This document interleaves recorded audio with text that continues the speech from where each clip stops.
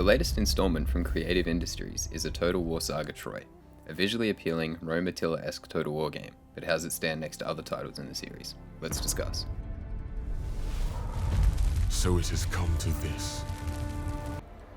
I'd just like to note this is my honest opinion. I left making this for some time while playing the game because I didn't want to rush into making judgments while aboard the hype train. Over on my Twitch, link in the description below, we've finished the legendary campaigns on Achilles and Hector and in the process of Agamemnon.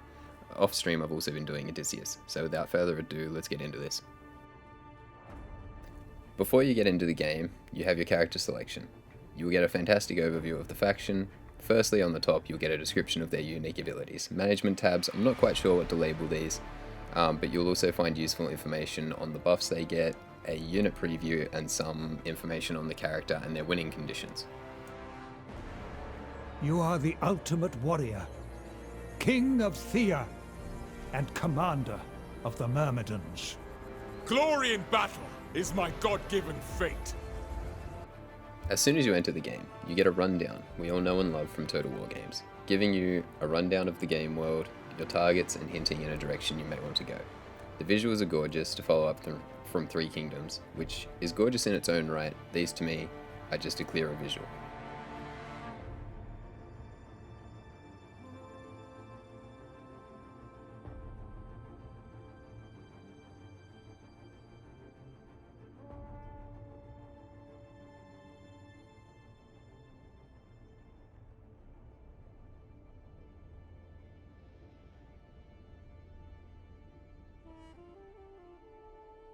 Each hero has a couple of unique things that affect your gameplay, giving you advantages, and some disadvantages.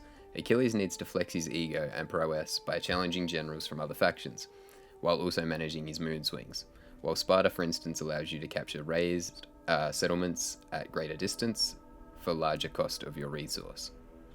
Which brings us to the new economy of resources: food, stone, wood, copper, and gold. These are pretty self-explanatory, but settlements outside the major cities will be labelled with one of the above resources. Building resource buildings within that town produce that specific resource. Depending on your location on the map, some resources will be more available to you, but that's where trade and conquest come in.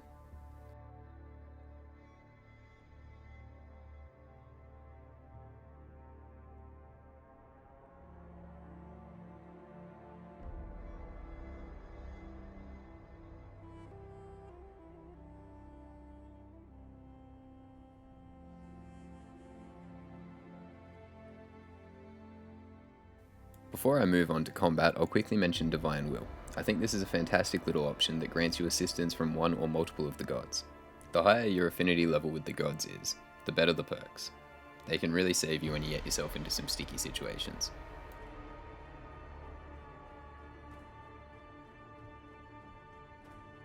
My personal favourite aspect of the Total War games is the on-field commanding style battle and sieges. At first I enjoyed the more original command of your general compared to the romantic style of Three Kingdoms that I fully expected for such storied legends like Achilles, Hector, and Agamemnon. I found the progression of your hero through the campaign is engaging and varied enough that you can meld them into the warrior you need, not just the warrior that they were storied to be. And if they lose a battle, there is a chance they will lose their unique equipment, which can make for a huge loss on the higher difficulties. The battle maps are gorgeous. Unique strategic positions can be found on most maps, turning any fight your way if you can notice and make use of them. Your units are well described in the recruiting menu. Frontline, flanker, charger, range, and chariots. As you progress the military buildings, your units will advance too. The flanking units that you used at the start will be replaced by good flanking units, and again by great flanking units. The same can be said for the other main roles. Some units have unique attributes, like Unbreakable. These units will unlock generally towards the end game, like Achilles' loyal Myrmidons. They will fight till the last man, making them worth the very high upfront cost. The battle maps, again, are fantastic, and there's so many. One thing I really liked was the mythical units. Centaurs, Sirens, Cyclopses, Minotaurs, a few more. The monsters of mythology have been brought into the world in a way that does not pull away from the historical-esque feeling of the game. Centaurs, for instance, are just excellent cavalry riders with a mean attitude and some awesome skin. What I was disappointed about is the lack of formations. This really limits your ability to command. Now I understand this is the Bronze Age, I get that figures like Alexander the Great had not come along and brought their brilliant military minds and command to the known world, along with such things like the Shield War and the Phoenix Formation in Alexander's case, but I find it hard to believe that they just charged in. This does bring combat to a bit of a stale conclusion. With the general and mythical unit abilities, it can add some fun, but I do enjoy experimenting with formations. Sieges. This is the first Total War I feel sieges are a problem. The enemy will mince your one battering ram as it approaches the gates in the early game. But as your soldiers get better geared, that becomes less of an issue. And if you have archers on the wall, you don't even have to worry about a siege. If I could ask one thing for this game from CA, it would be this. Include a romantic mode like Three Kingdoms. You have the coding, I'm sure your amazingly talented teams could do it. Future DLC? Perhaps. Allow the centaurs to be just that, centaurs, minotaurs to be beasts.